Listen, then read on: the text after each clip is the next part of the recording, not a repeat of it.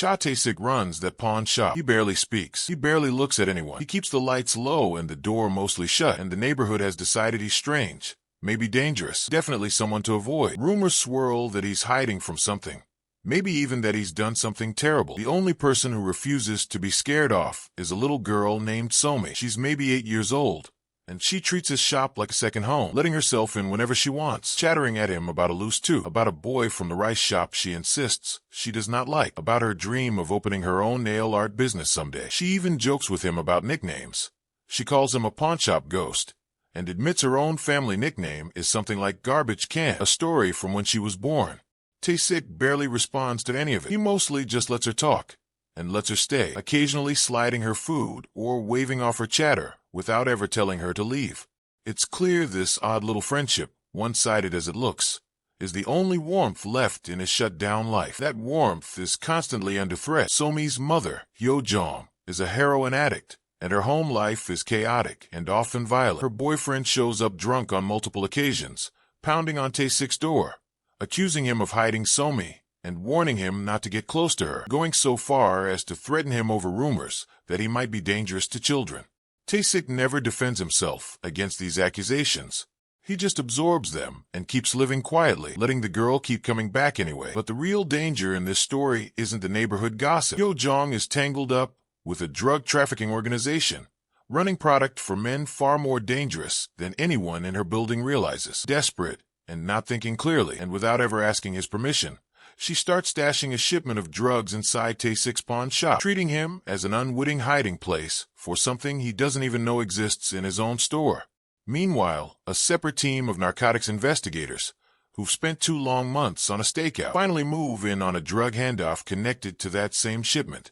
Officers are positioned at every entrance and stairwell, tense and ready, expecting the operation to wrap up quickly. The moment the handoff happens, they move in, but the operation goes wrong. In the chaos of the arrest, the drugs vanish, slipping out of police hands entirely. Someone got away with the goods in the confusion, leaving the investigators furious and empty-handed. Neither the police nor the gang realize yet that the missing shipment has ended up sitting quietly inside a pawn shop drawer in the hands of a man neither side has any reason to suspect. When the gang eventually realizes their product is missing and traces it back to Tae-sik, they assume he's just some low-level operator who got greedy and decided to keep the goods for himself. They send a crew of thugs to rough him up and get answers, expecting the intimidation to work in minutes. That's their first mistake. The thugs corner him, demanding to know where the shipment went, certain they have the upper hand. Instead, Tae-sik takes them apart without breaking a sweat, leaving them stunned and bleeding on the floor of his own shop. Nobody who works for the gang has ever seen anything like it, and it raises a question none of them can answer yet. Who exactly is this pawn shop owner,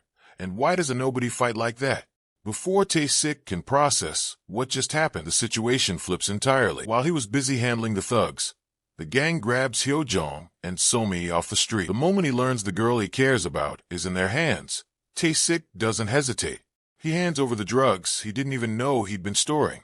No questions asked, no bargaining. But handing over the product doesn't end things, because the men running the operation, 2 brothers named Man-sik and Jong-sik, have realized they've stumbled onto something far more valuable than a bag of heroin. A man with terrifying, professional-level combat skill who has no idea how useful he could be to them. They offer him a deal: make 1 delivery for them, and Hyo-jong and Somi go free. For a man who has spent years hiding from the world, agreeing to this is a massive risk, but Somi is the only thing left that matters to him. So he steps back out into a life he's been avoiding for a long time. What he doesn't know is that the delivery is a setup, one move in a much larger plot to eliminate a senior figure in the drug trade, a man known as Mr. O. Tae-sik walks straight into it and gets arrested on the spot, caught holding evidence that was never meant to be traced back to the brothers. While he's sitting in a holding cell, the news gets worse. Hyo-jong's body turns up in the trunk of the very car he used for the delivery, her organs already harvested for sale. The brothers were never planning to keep their promise to let her go, and if they've already done this to Hyo-jong, Somi could be next in line. That single realization is enough to snap Tae-sik back into motion. Inside the police station, he fights off half a dozen detectives with brutal, controlled efficiency, taking hits without slowing down, and walks straight out the front door, leaving the entire department stunned and scrambling to explain how one man just walked out of custody. Word travels fast, and so does curiosity about who this man really is.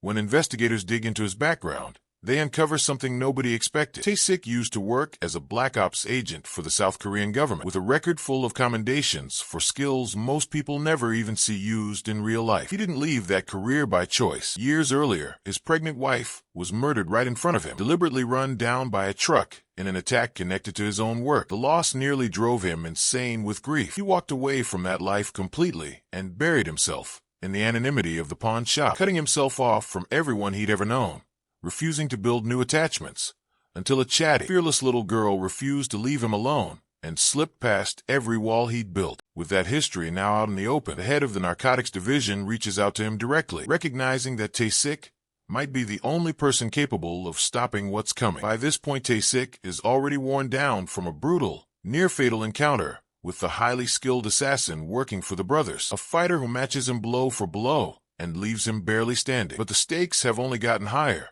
He learns the full scope of the operation. Somi and a number of other children are being used to secretly smuggle drugs for the ring, moved around the city as couriers nobody would suspect, and worse, they're being lined up as future targets for organ harvesting, just like Somi's mother. For a man who already lost everyone he loved once, that possibility is unbearable. Tae-sik stops running and starts hunting. What follows is a one-man war against the entire organization. He tracks the operation to the facility where the ring processes its trafficked children and drugs, fights his way through the guards stationed there floor by floor, frees the kids being held inside, and kills the younger of the two brothers in the process. He doesn't stop to catch his breath. From there, he moves straight to the gang's luxury condo, cutting down anyone who stands between him and Somi, taking hit after hit, and giving back far worse, the fight spilling from room to room. In the middle of that chaos, a container gets rolled toward him, filled with a set of harvested eyes. Convinced for a moment that they belong to Somi, Tae-sik goes past any restraint he had left, and the violence that follows is the rawest the film ever gets. The final obstacle is the assassin who has shadowed the brothers' operation since the beginning, the one fighter capable of matching Tae-sik blow for blow. Their rivalry finally comes to a head in a drawn-out, brutal one-on-one confrontation, each man testing the other's limits with knives and bare hands in tight, close quarters. Tae-sik wins, but the fight costs him nearly everything he has left, physically and emotionally. In its aftermath, he guns down the last of the gang's men in an underground parking lot, methodically, without any hesitation left in him. With no one left to fight, and no confirmation that Somi is even still alive, he raises his gun to his own head, ready to end it, believing he has failed the one person he set out to save. That's when she appears out of the shadows, scared and filthy, but alive. It turns out the assassin who fought him wasn't entirely without a conscience after all. Instead of letting Somi be harmed, he took pity on her, kept her safe through the worst of it, and turned on the surgeon working with the gang instead, which explains exactly where those harvested eyes in the container really came from. Her survival is the one piece of mercy in an otherwise merciless story, the one thread the film lets stay intact. The film closes on a much quieter note. A police escort drives Tae-sik and Somi away together, the two of them sharing the back seat, the girl finally safe enough to fall asleep beside him after everything she's been through. He asks the officers for one stop before anything else, a small neighborhood convenience store, the kind of ordinary place that has nothing to do with anything that just happened. The shop owner does a double take at the line of police cars parked outside and can't resist commenting on the scale of trouble Tae-sik has clearly caused this time. Ignoring the remark, Tae-sik picks out a bright backpack covered in stars and fills it with school supplies for Somi, the kind of ordinary, uneventful childhood gift she never really had the chance to enjoy. Then he does something he clearly hasn't allowed himself to do in years. He asks if he can hug her. As they embrace, the tears he's been holding back through everything finally break through his bruised, bandaged face, the first sign in the entire film that he might actually let himself feel something again. If you want more breakdowns of stories like this one, make sure you subscribe and turn on notifications so you don't miss the next video.